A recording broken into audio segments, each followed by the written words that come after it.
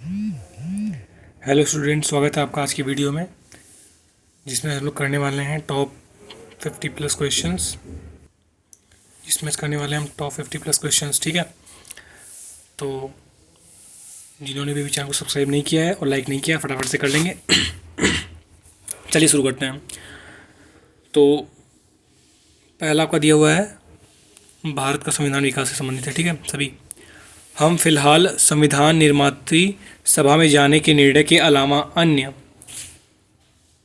किसी बात से बंधे नहीं हैं। उपर्युक्त कथन है, मतलब ये किसका कथन है? तो ये M.A. जिन्ना का कथन है। ठीक है, फिर देखिए ये सभी आपके एग्ज़ाम के लिए काफ़ी इंपॉर्टेंट है, specially for railway group D के लिए। तो इसको आप लोग सीधे तौर पे याद करेंगे तो आपको अच्छा रहेगा। आप ऑप्शंस को देख करके कंफ्यूज नहीं होंगे और औरों की अपेक्षा जल्दी आंसर टिक करेंगे। चलिए फटाफट से आगे देखते हैं। वह अधिनियम, इसीलिए इसका फॉर्मेट देखिए इस तरीके से रखा गया है। और देखते हैं वह अधिनियम जिसके द्वारा ब्रिटिश संसद ने चाय और चीन के साथ व्यापार को छोड़कर ईस्ट इंडिया कंपनी के भारत के साथ व्यापारिक अधिकार को समाप्त कर दिया था। तो 1813 का चार्टर अधिनियम इसके द्वारा ये हुआ गया था। मतलब इसमें सिर्फ चीन के साथ चाय आदि का व्यापार होगा, बाकी चीज़ें ठप हो गई थी ईस्ट इंडिया कंपनी के द्वारा। ब्रिटिश सरकार ने रोक लगा दी थी और ईसाइयों को भारत में अनुमति लेकर के आने की स्वतंत्रता दे दी थी और शिक्षा के लिए 1 लाख रुपए दिए थे। आगे बढ़ते हैं। ब्रिटिश भारत में जहां 1937 में भारतीय राष्ट्रीय कांग्रेस का मंत्रिमंडल नहीं बना, कहां पर? बंगाल और पंजाब। फिर है 1935 के अधिनियम के तहत कराए गए विधानसभा चुनाव में कांग्रेस ने पूर्ण बहुमत नहीं प्राप्त किया, किसका? बंगाल का। फिर है आपका ब्रिटिश सरकार का वह अधिनियम जिसने पहली बार भारत में शिक्षा के लिए 1 लाख रुपए दिए थे, चार्टर अधिनियम 1813। फिर आपका भारतवासियों को अपने देश के प्रशासन में कुछ हिस्सा लेना संभव बनाने वाला अधिनियम है, चार्टर एक्ट 1833 का। इसके बाद देखेंगे आगे के प्रश्नों को। केंद्र में द्विसदनी विधायिका की व्यवस्था की गई 1919 के अधिनियम द्वारा। बैकग्राउंड नॉइस को आप लोग अवॉइड करिएगा। ठीक है, फिर है एक संघीय व्यवस्था और केंद्र में द्वैध शासन भारत में लागू किया गया था 1935 के अधिनियम द्वारा। वह अधिनियम जिसके फलस्वरूप बर्मा भारत में से अलग हुआ, गवर्नमेंट ऑफ इंडिया एक्ट 1935। फटाफट से मैं कराऊंगा। ठीक है, रिवीजन टाइप का है ये आपका। एक भारत शासन अधिनियम 1935 में स्वीकार किया हुआ महत्वपूर्ण और स्थायी अवयव नहीं है, क्या? देश के लिए लिखित संविधान। ठीक है, फिर है आपका भारत में स्थानीय स्वायत्त शासन का जनक माना जाता है किसे? लॉर्ड रिपन को ना। फिर है भारतीय संविधान के वृहद होने के कारण है इसमें संघ तथा राज्य सरकारों का संविधान। इसके बाद है पंडित जवाहरलाल नेहरू के नेतृत्व में आंतरिक सरकार का गठन हुआ था 2 सितंबर 1946 को हुआ था। आई थिंक 2 सितंबर को होता है, फिर 3 सितंबर को ना। ठीक है, सितंबर 1946 में, इतना भी याद रखेंगे चलेगा, आपका काम हो जाएगा। भारत को एक संविधान देने का प्रस्ताव संविधान सभा द्वारा पारित किया गया था 22 जनवरी 1947 ईस्वी में। ठीक है, ये उसके बाद है संविधान सभा का गठन, कार्यप्रणाली एवं विभिन्न समितियां, इनसे संबंधित आपके क्वेश्चन हैं वन लाइनर फॉर्मेट में। फटाफट से देखेंगे इसको बिना टाइम वेस्ट किए। भारत की संविधान सभा की अंतिम बैठक की सही तिथि है 24 जनवरी 1950। संविधान सभा के अध्यक्ष थे डॉक्टर राजेंद्र प्रसाद और प्रारूप समिति के अध्यक्ष, उम्मीद करता हूँ आप सभी को पता होगा, नहीं पता है या फिर जो भी है आप लोग कमेंट बॉक्स में कमेंट करिएगा। ठीक है, बढ़ते हैं आगे फटाफट से। भारत की संविधान सभा के पहले अध्यक्ष थे डॉक्टर सच्चिदानंद सिन्हा। फिर है भारतीय संविधान सभा के प्रथम दिन के अधिवेशन, फर्स्ट डे सेशन की अध्यक्षता की थी डॉक्टर सच्चिदानंद सिन्हा जी ने की थी। 1939 में यह घोषणा की सांप्रदायिक एवं अन्य समस्याओं के न्यायसंगत समाधान का एकमात्र तरीका संविधान सभा ही है, यह कथन है महात्मा गांधी जी का। इसके बाद देखेंगे फटाफट से आगे। भारत की संविधान सभा का गठन किया गया कैबिनेट मिशन योजना के अंतर्गत। संविधान सभा का पहला सत्र हुआ था 9 दिसंबर 1946 ईस्वी को हुआ था ये आपका। फिर है संविधान सभा का संवैधानिक सलाहकार नियुक्त किया गया था किसे? डॉक्टर BN राव जी को। और उसके बाद है आपका भारतीय संविधान का प्रथम प्रारूप तैयार किया गया था किसके द्वारा? BN राव जी के द्वारा ही तैयार किया गया था। संविधान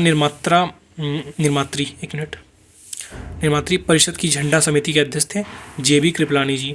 इसके बाद है भारतीय संविधान को संविधान सभा द्वारा अंगीकृत किया गया कब? 26 नवंबर 1949 ईस्वी में। फिर है आपका प्रश्न, भारत को एक संविधान देने का प्रस्ताव संविधान सभा द्वारा पारित किया गया था कब? जनवरी 22 1947 ईस्वी में। उसके बाद है भारत के संविधान के निर्माण में संविधान सभा को लगा समय था कितना? 2 वर्ष 11 माह 18 दिन। इसके बाद है भारतीय संविधान के विषय में यह कथन है कि भारतीय संविधान अधिक कठोर तथा अधिक लचीले के मध्य एक अच्छा संतुलन स्थापित करता है। संबंधित है किससे? KC वियर से। फिर है संविधान सभा कांग्रेस थी और कांग्रेस भारत था। यह कथन है किसका? ऑस्टिन का।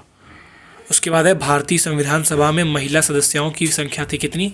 15 थी। ठीक है, फिर देखेंगे अगला प्रश्न को, मुझे इस आरोप के संबंध में कोई क्षमा नहीं मांगनी है कि संविधान के प्रारूप में गवर्नमेंट ऑफ इंडिया एक्ट 1935 के एक बड़े भाग को पुनः उत्पादित कर दिया गया है।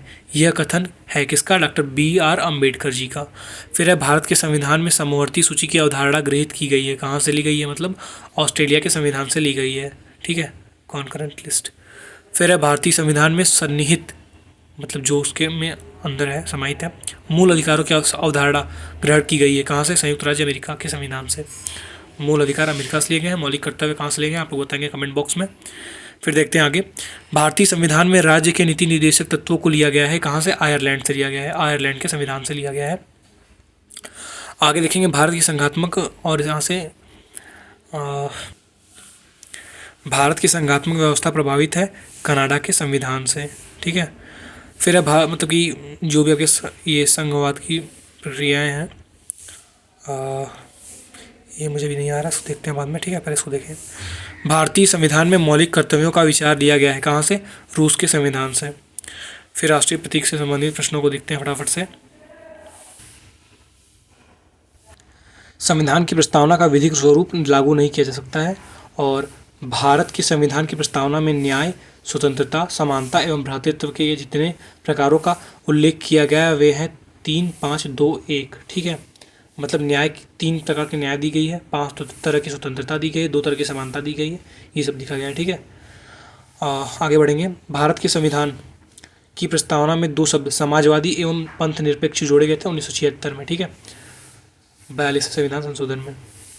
उसके बाद आगे बढ़ेंगे, संपूर्ण प्रभुता संपन्न और लोकतंत्रात्मक गणराज्य के स्थान पर संपूर्ण प्रभुता संपन्न समाजवादी पंथ निरपेक्ष लोकतंत्रात्मक गणराज्य पढ़ा जाने वाला कब बनाइए? 42वें संविधान संशोधन 1976 के द्वारा इंदिरा गांधी के समय में हुआ था ये। ठीक है, आगे बढ़ेंगे, प्रधानमंत्री थी वो। फिर 26 नवंबर 1949 को अंगीकृत भारतीय संविधान की प्रस्तावना में सम्मिलित नहीं थे समाजवादी, पंथ निरपेक्ष और अखंडता, इनको बाद में जोड़ा गया था। ठीक है, फिर है भारतीय संविधान की प्रस्तावना में वर्णन नहीं है किसका? आर्थिक स्वतंत्रता का। फिर है इस वाद में उच्चतम न्यायालय ने धारणा प्रस्तुत की कि उद्देशिका संविधान का भाग है। बम्बई बनाम यूनियन ऑफ इंडिया, मतलब बम्बई, ये मुंबई की बात कर रहा है। ठीक है, आगे बढ़ेंगे फटाफट से। भारत के संविधान में उद्देशिका का विचार, माफ़ी चाहूँगा, लिया गया है। कहाँ से? USA के संविधान से। फिर है भारतीय संविधान में संविधान की आत्मा कहलाता है उद्देशिका, प्रस्तावना कोई बोलते हैं ना ऐसे तो। और फिर भारत को धर्मनिरपेक्ष राज्य वर्णित करता है कौन? संविधान की प्रस्तावना। इसके बाद है भारत के संदर्भ में धर्मनिरपेक्ष शब्द का सही भाव व्यक्त करता है कौन? भारत में राज्य का कोई धर्म नहीं है। फिर है आपका मतलब इसका अर्थ बताता है। ठीक है, भारतीय संविधान के उद्देश्यों को प्रतिबिंबित करता है कौन? संविधान की प्रस्तावना।